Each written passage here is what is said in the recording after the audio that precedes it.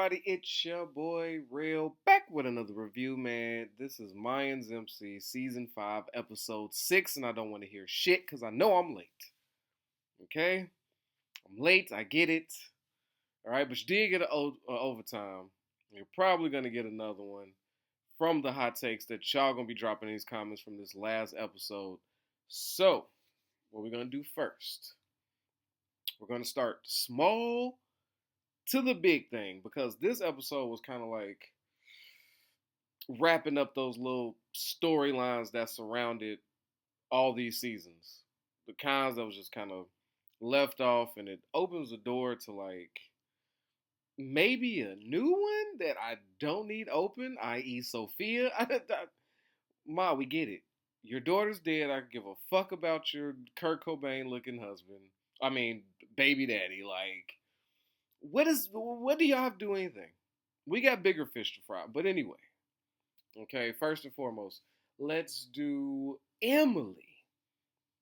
Now, I like several things about this like whole Emily episode. I mean like scenes that she had.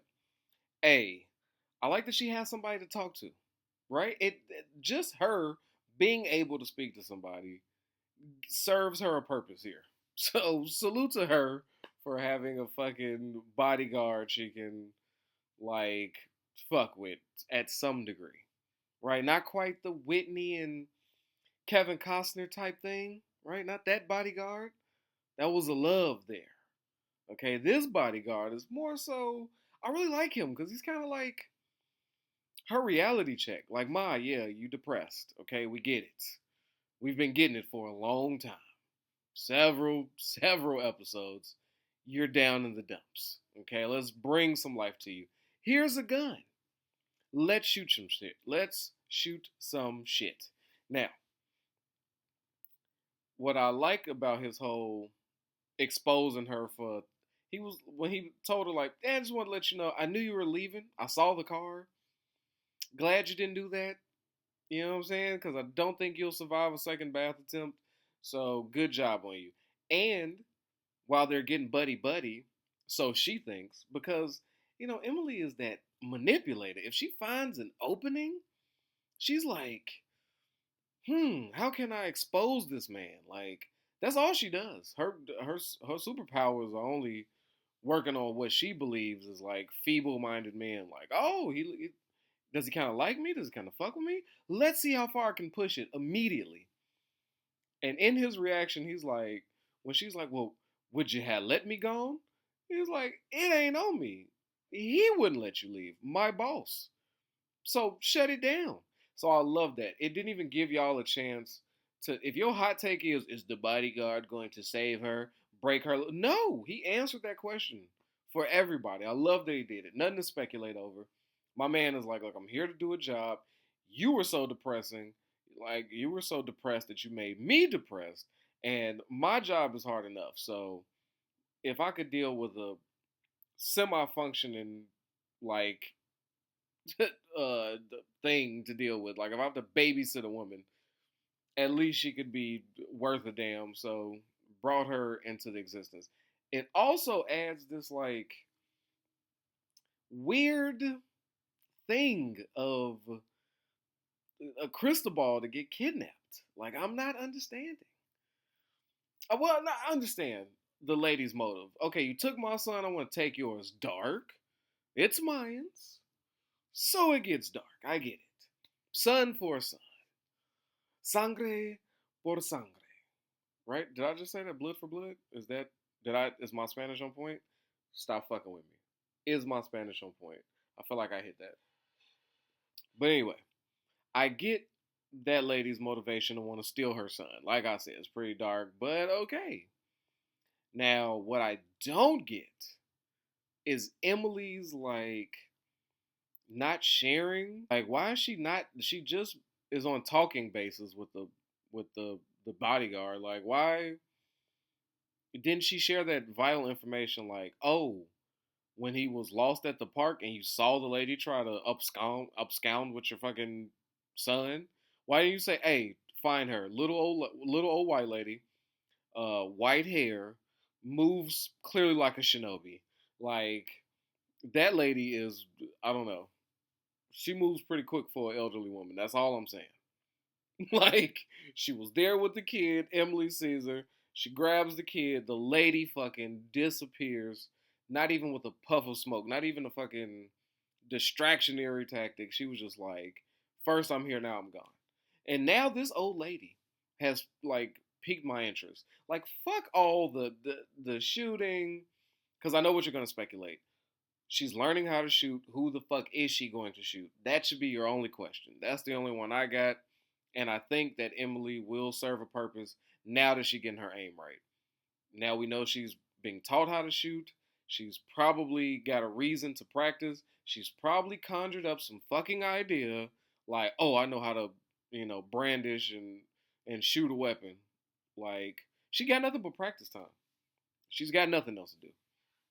So I do believe she's training to kill somebody. My money is on Miguel. That's just where I'm gonna lay the dollar. But why would she be training for him, right? She cooks for him. What has been since the age of time, all the movies we've seen dating back to fucking BC, like, how does a woman take out a man? Like, murdering him? Like, okay, he's physically stronger or he's scarier. What the fuck can I do? Right? Yeah, recruit somebody to do it. That's always an option. But there's always that strong B, which is the big P word. No, not that. Stop it. You're nasty. You're dirty. But that would be option three. The big P I'm talking about is poison people. Like, come on. Where was your mind? Stop it. But that would definitely be a three. The P you were thinking about, that's number three. But no poison. She's cooking this man dinner. If she really wanted fucking Miguel gone, she could have put it in his fucking tres leche or some shit. Like, it's hella cream in there. You could fucking hide many substances in a tres leche cake, which is one of the reasons I can't fuck with it. Because I'm lactose, and that thing has not uno, dos, but trace of leche. Do you know what that would do to me? Yeah, no, you don't want to know. But yes, I'm just saying, like, if she really wanted to, that's what she could have did. So I'm not sure if that gun is going to be meant for Miguel. Maybe it starts off that way, like, oh, I could shoot the fuck out of Miguel now. But then it'll turn into twist, maybe her saving his life, shooting at some type of distance. Maybe even Potter. Maybe Potter is like up against the ropes with the Mars chick, and he feels like, fuck it, I'll dispose of Miguel my damn self, because he's feeling kind of, I don't know. Potter's feeling a little ballsy, so maybe he tries to press to kill or send somebody to kill Miguel, right? That's a Potter move. Just send somebody to do it. And then she pops him or her, whoever the one is trying to kill Miguel, because at the end of the day, she's like, fuck, it's baby daddy, and maybe this will give me some brownie points, right? Because, I mean, really, if he dies, she leaves with Cristobal, sure, but with what money? Does he have life insurance? Is there a cartel leader life insurance policy? I doubt it. Does the American government pay for said insurance for Miguel? I doubt it. So I think if she's gonna do something, it's gonna be in her favor, and I'll be the first one happy for it. Like fuck it, finally. Like you got something. If anybody could use a win on this goddamn show, it could be Emily. But yeah, so anyway, besides all that, this old lady, the old shinobi lady, I find she is becoming like some type of Riddler character, like a serial, like a villain. Okay, she scoops up. Just follow me. What the lady did. Scoops up the kid with intentions of doing it harm. I'm assuming. Maybe raising it for herself on some other dark level, but like I don't know which one is. No, I guess killing the kid is a lot darker than stealing one and raising it as your own. Both dark. One's a little deeper shade of black. But either way, so she goes for the old "I'm taking the kid from the park" routine. She's a bit hack with that. But she also brings back the vanishing move. So I'm like, ooh, who's this lady? Okay? Whose mom did we fucking son that we took from her? Like, this lady's different. Then she goes and does like some fucking Batman villain shit where she sends the child who she tried to steal a gift in the mail. So she's letting Emily know, like, hey, shorty, I tried to take a kid at the park. You caught me, right? You got him. But I know where you live. Huh? And I'm sending packages your way.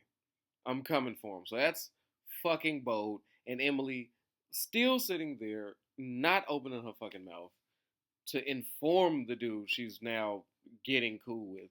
Even if she didn't fucking like dude, he is somebody who I would imagine is better suited to deal with this mysterious, fast-paced moving, disappearing elderly woman who's going to take the kid. So I don't know. That's that's what I got from that. So she's interesting. Where's that whole storyline going? Maybe I'm overthinking and she uses her new gun skills to fucking kill that old lady. Like son, like mom, I guess. I don't know. That's very possible. Now, Gilly. First, I gotta say, salute to Whipmaster. He called it long before and said Gilly is that boy's father. Out of Pappy. So apparently Gilly then got with her. Well, maybe I'm okay. I might be fucking this up. I know y'all about to come for me. I tried to rewatch it a second time just to make sure I got it right, and I'm probably still gonna fuck it up. So it is what it is. But is it my understanding that Gilly got her pregnant, right? Decided, I'm a soldier and a Mayan. Dad life ain't for me. Good luck, shorty. She then links up with his best friend, has sex with him as well, and tries to like be like, "This is your kid." Is that what I'm gathering? So now he's raising this kid as his own, thinking it's his own, and he was just like, "Oh, maybe my white genes just didn't come through. That black blood is kind of strong, so my son, he does have some curls going for him. Don't really get any of my features, but maybe that's what happens when you're mixing things up in there. Maybe that's what he's going with. I don't know. Did she pull that old move? And Gilly's like, oh, you chose. Okay, so you chose somebody that wasn't right to be a dad for a dad who's ready but not right in the head. So I have to salute her. She was in between a rock and a hard place. But if that's what she did, that's dirty. That's filthy. And I can't think of no other way to send this man who was already living on life's edge completely off the cliff. And maybe those people who are like, Gilly dies by Buddy, or Buddy, or Gilly kills, you know, what the fuck's his name? I don't know. But kills him, and, or, the woman dies by the crazy man's hand, and Gilly then kills him, and now he's a single dad. We could rotate this thing however you want, this little love triangle. But if the guy does not know that that is really not his son, and he's been raising this motherfucker like it was his own, that's gonna get tight. So something drastic is gonna happen in that situation. It's all disgusting. And I don't even know if Gilly is still ready to be a dad or is gonna step up. And maybe that's foreshadowing. Maybe old girl dies. Maybe this whole conversation is to let us know, like, hey Gilly, whether you was ready to be a dad then, you're about to be ready now. Cause the shit's about to get exposed. Your son is growing up looking more and more like Gilly and less like me. Somebody's got some questions to answer, right? And he's gonna kill her and die in the process, or murder suicide. He's built like that. Like, well, good luck with your son, and be done with it. So that's something to keep an eye on. I feel like that's setting up for a nice little wrap up. So those who wanted Gilly got more Gilly, but I ain't gonna lie to you. Gilly, the Mayans Gilly, like as a soldier, solid dude. I don't know if I like him as a human being though, which is why I guess I do have that man crush on Hank. him and Creeper, like, they seem to be solid individuals as people and as fucking soldiers for the Mayans. Like, I can't name a better person than them two. Like, just human. You could probably name a better soldier, better leader for the Mayans. Probably nobody more dedicated than Creeper. Maybe Alvarez, but that's like on just a human level. Nobody's topping those two. I mean, look at how Hank treats his mother. Right? He's doing the best he can. Always there. And in fact, I think every time they show him, he's just the only kid visiting his parent. So that's like he's up at the top with that one. Creeper, I mean, do we have to say, like, even in all his bullshit, he found love and then got fucked over and still and didn't even kill her. Had the opportunity, didn't even do it. I would have did it. She'd have died right then and there. You're what? Did what? Well, let me tell you. Amongst all those people I said I murdered at the cemetery, add this bitch. Add this bitch right here to the list of people I killed. Federal agent. I did that because she was wild. She did too much. You ain't had to infiltrate my heart, shorty. You ain't had to go that far, so you got to go. So I'm not mad at him for that. If he had wanted to do that. But yeah. So Gilly is just not looking nice in the light. Because he looked like he's dirty macking his best friend's wife. And now he's jumped back into the life he didn't want and stole it from in some form or fashion and took his kid back. All in the lie and the ruse. Like, just gaslighting and toxic. Like, Gilly is no. I'm not I'm not feeling Gilly. He's doing a lot of non-man shit. I'm not feeling. But speaking of Hank, so now Nails is coming around. Really? Nails? And Hank, I'm not mad at you. All I want from you, Hank, okay, I don't know if it's already done or not. But if there was some last minute tweaks you could make, could you just add it to where Hank finally nails, right? Like give him that. And then can we please see my man dub the fuck out of her afterwards? That would be poetic justice. Yes. First off, how many times did this man bring Nails around his mama, asked her if her pregnant ass wanted something, took care of her like that was his baby he was carrying, like tried to attack Angel for her, and this bitch treats him to dinner at the vending machine? The disrespect. And there's just been shit on my to-do list. Like, okay, yeah, she's got me eating out of a vending list. She played with my heart, played with my emotions. She saw I was stuck me in the friend zone, stuck me in the step into the role of baby daddy for me real quick and my emotional support system role. But you're not getting any. You're not getting me. Just add all those things to the list, and then so when you finally smash Nails, you could be like, she did this to me. Finally fucked her. Conclusion, treat the shit out of Nails, leave her somewhere crying. And I'm talking about not no Bishop shit. Not none of them pitiful pumps. Not none of them boring bangs. None of those sad strokes. Okay, none of that Bishop shit. And I'm gonna come to you in a second, Bishop. None of that. Hank, I need you to drop that A plus dick on her, right? Life altering Hank meat, right? Fucks up her whole mental. She don't even remember which way did I just come in, huh? Which way did he go, boss? Which way did he go? She's confused. Which way to Albuquerque? She don't know what the fuck's going on. Do that. Have her fall head over heels in love, and then you fucking walk out the door onto your Harley into the sunset to never speak to her again, and just make her go, well, what the fuck was that about? Gotcha. I would love that. Hank, unfortunately, too nice of a guy. Highly doubt he's built like that, but would love nothing more than to see that.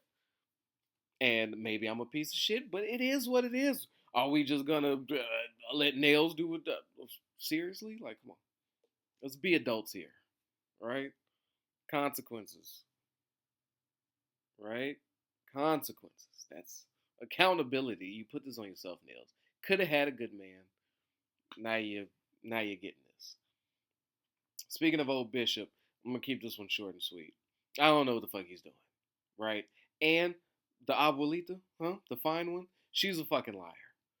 There's no way. We've seen bishops work in the bedroom over a fucking chair, and it's not a pretty sight. So how dare she sit there smiling in that man's face like he just rocked some shit? Ma, you know you didn't do it. And that's how I know she's too good of a woman for him, because she's sitting there lying. She's laying there lying with her face and her smiles and, oh yes, and I was having such a great time with you in bed. No, you didn't. Huh? No, you didn't. I know you're lying. We've seen it. We've been there before. Bishop ain't got nothing for a bitch. He just ain't got nothing. He ain't got it. I don't know if it's age. I don't know if it's stress. Huh? I don't know if it's all the alcohol, cigarettes, and drugs. It just ain't there. Huh? Where's the blue chew for Bishop? He needs it. The pink horsepower by Cam. These are not ads. They're not sponsored. Maybe they should. That's a free one, guys. So maybe he should use that. Maybe he did. Maybe. He was like, this is a special one. So, okay. Besides that, they're both liars. Obviously, she's lying that she had a good time with Bishop. Bishop is just lying about living the soft life, I guess, because why is he still hanging around the guitar wielding whore? Like you, she's been on his heels, smashed him after her husband died, and like just hangs around the bar trying to get other people hooked up. Like she's just pitiful, pitiful, pathetic. And yet he's drawn to this woman. Like he cannot. She comes around, and then she gets the vibe like, you know what? You don't want to fuck with me no more. I get it. She tries to dip, and here he is. Now he's not really fucking, but he's creeping around. And for why? You did that. You've been there, brother, and you chose a woman with a house, huh? Let's not. Kids are adults, right? He ain't got to worry about no kids. Beautiful. What, being a grandfather? Sure, you was in love with that baby. Those are two pluses in the column. Son's fucking military. Y'all got plenty of terrible stories to share with each other and bond in that fashion. And did I say she was a home? She has her own home. Bishop, look at how you live. That's nothing but a come up. And I just know her house is the cleanest. Look at Bishop. It wouldn't even matter, but look at Bishop. Look at where he stays. Like, come on. It's a. What are we doing? What are we? Why are you?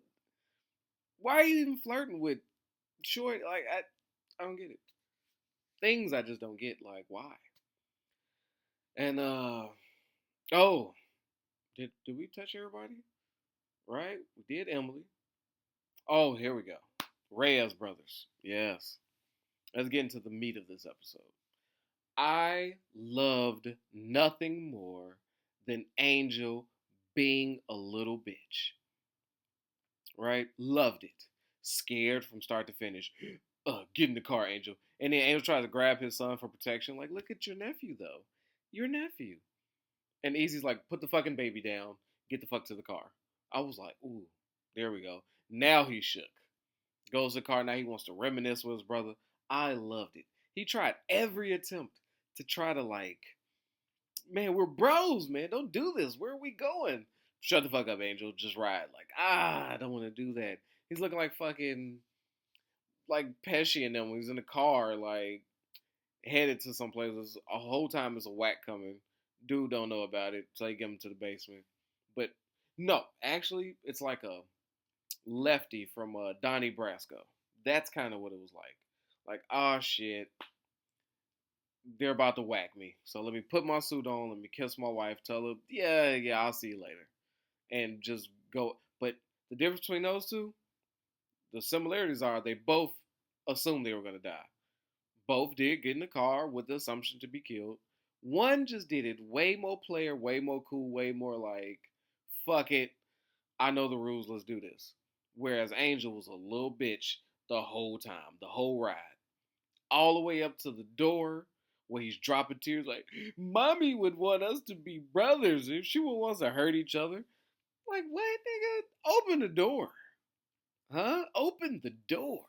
That fear all the way up to it. Did I feel for 1 second he was finna kill Angel? No, not for 1 second. They didn't have the conversation. And I felt like they would have had some, you know, G Money on the roof type talk. Like, am I my brother's keeper? Like, I didn't get that vibe. Like, that's when you know a nigga's about to die. If Easy would look at him and was like, am I my brother's keeper? Yes, I am. Then yeah, I could see Angel dying for sure. Outside of that, don't see it. It's not happening.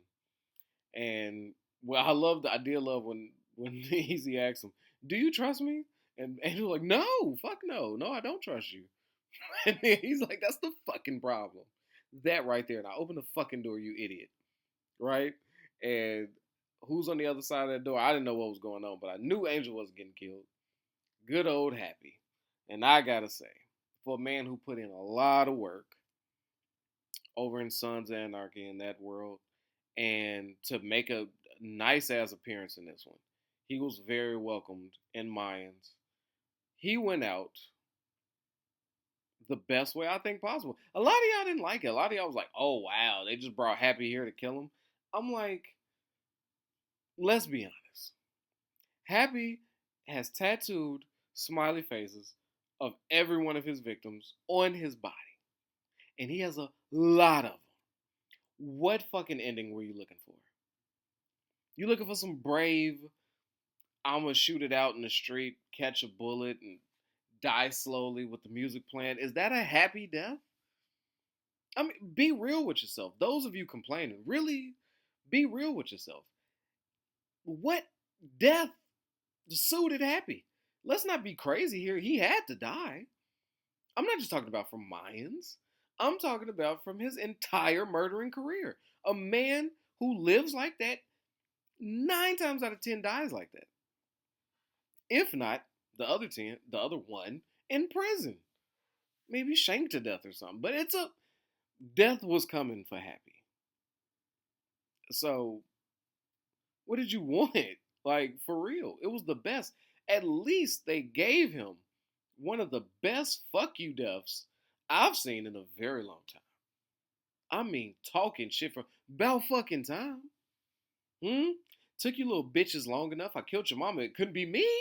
Happy told him. I swear to God, they had somebody had to steal it from me. This is exactly what I said. When Happy first was, they had that conversation, they let him go. I said, "Excuse me, I don't give a fuck what information gave. He killed your mama. Y'all gotta kill this man." I said that. Go back, go back and watch. I don't know when it was. It was whatever episode that was when they first let him go. Huh? The verbatim. I'm like, it couldn't be not my mama. I was like, maybe y'all don't love her as much as I thought. And here goes Happy agreeing, like, yeah, it took me. I was like, he was like, why the fuck would you let me go in the first place? Like, yes, I told you it was business. Wasn't personal, but still, it's my mom, bro. I would never. Happy let him know, y'all some bitches. I couldn't, y'all let me live way too long. Y'all let me get smashed. Y'all let my dogs live. Y'all soft as hell. Like, it was great. Then, as he's into it with Easy over there, which he said, the brilliant. It was the best line of this entire episode. Kudos to the writer. Kudos to Happy to being able to act that shit out. But when that motherfucker Easy said, "What were her last words?" And this motherfucker like, I said, "Oh shit." He's like, "I shot her in the neck, motherfucker. It wasn't nothing for her to say." I said, "Oh goddamn, that was beautiful. That was beautiful." I laughed. I was hurt. I laughed some more. It was great. That was a happy. What a way to go out. And then for him to do that, mocking their dead mom, looking over at Angel, and calls him, "Little Angel, what's up? You ain't got shit to say, huh? You little bitch." And he's just sitting there like, "There's nothing to say." But not even those words, just sad, just confused. Like, Angel, oh God. I'm just not finna Angel. I'm just not finna do this with Angel. He is so, I don't know. I'll give him a break. What I truly think is, because I want to go in on Angel, but I think the true issue with him is he's a dad now. Anybody who has been softened by having a kid knows, like, you was probably living a wild ass life, didn't give a shit, lived for only yourself. You know what I'm saying? On some selfish shit. As soon as you brought somebody in the world, just like, fuck, I gotta feed it, fuck, gotta raise it, fuck. Oh, that's gonna be, I gotta be better, huh? Yeah, you do. And then it makes you softer because then you're sitting here watching a bunch of shit that goes high pitched sounds, lots of colors. You're just softening. And if you have a little girl, you're even worse off. Now you're just a canvas for fucking baby makeup and fucking tea parties surrounded by dolls and shit. Like it wasn't the life you saw for yourself. All right, so I'll give it to Angel. Maybe he softened up, didn't want none of this to go down. Mom wouldn't want this. Like he should start thinking as a parent now, like and less like a bike enthusiast, as we call them, right? They're not a bike gang. There's a collection of guys who are enthused about motorcycles, right? But yeah, I thought Jaded with that they at least allowed Happy to not go out without attempting to grab the gun. That was very happy. Like I'm gonna talk shit. I'm ready for the death. It's taking y'all too long. Let me reach for this gun. If I get you first, y'all ass trash. Didn't go down that way, right? Happy gets murdered. Angel did the final shot, you know, reluctantly, but we close a chapter on that. I thought that was great. Definitely the best scenes in the episode. Who won this episode? Happy, obviously. Like he had to. I was hanging on to every word he said. It was great. That one. Stop it. Stop it. Actually, I can't even think of a scene better than that. That like 40 seconds was. It was everything. It summed up Happy as a human, a label, organization, and as a motherfucking rap group. Like I don't know. It was perfect. But then things get a little spicy. We got to end this with my girl Adelita with her fine. I swear to God. I'm sorry, bro. I know her. She's married, right? I found that out. She was married to Polo Poppy. Um, I apologize, dude, but you slip up is all I'm saying. Fuck around and find out, because Adelita just seems to get fine and more fine every episode. Don't know what it is. You could cut her hair. You could put it in a ponytail. She's got the face. I don't know. Whatever. But Soledad has had enough of the bullshit, right? She's tired of playing with Miguel. Can't really fuck up Miguel because he's Potter protected. So she's like, you know what? He seems to have an affinity for this fucking easy dude who's burning up my heroin and shit. How about I would piss off Miguel and get this nuisance out of here? And I don't, because the Mayans are insignificant to them. I don't know why she just didn't get Cole in them to do it. Did they ever deliver that 10 times the fentanyl to Cole in them to keep them off their ass? I would assume so. I would have to assume so. Because why did she feel like she had to go ask Adelita to pull this shit off? And not just the guy who literally told him, have my shit or be dead. And he couldn't wait to do it. They're like, I'll do the job I got paid to do. Like, it's simple as that. So I'm assuming they did make that drop off. They never confirmed it. But the fact that they're still alive, whatever. And I love Soledad's fold up, fed upness. She's like, look here. You don't like me, okay? I don't like you. You was forced into this organization. You're only here because you. Let me do you a favor. Kill this last motherfucker for me and go live your best life, which is fair. But it turns out to be her child's uncle that she has to do this to, and she has till midnight to do it. And it being episode 6, don't quite see Easy being killed at 7, but there was other clues to let you know that Adelita is not coming close to killing Easy. It's because she's actually setting up some secret, what I would assume, inside job. Like she's been all these people she's collecting money from. She's creating an army. She's got a revolution set up because she can't help herself. She's la revolution. She's gonna do it at some point. So she's like, fuck it, we gotta move up things faster than normal.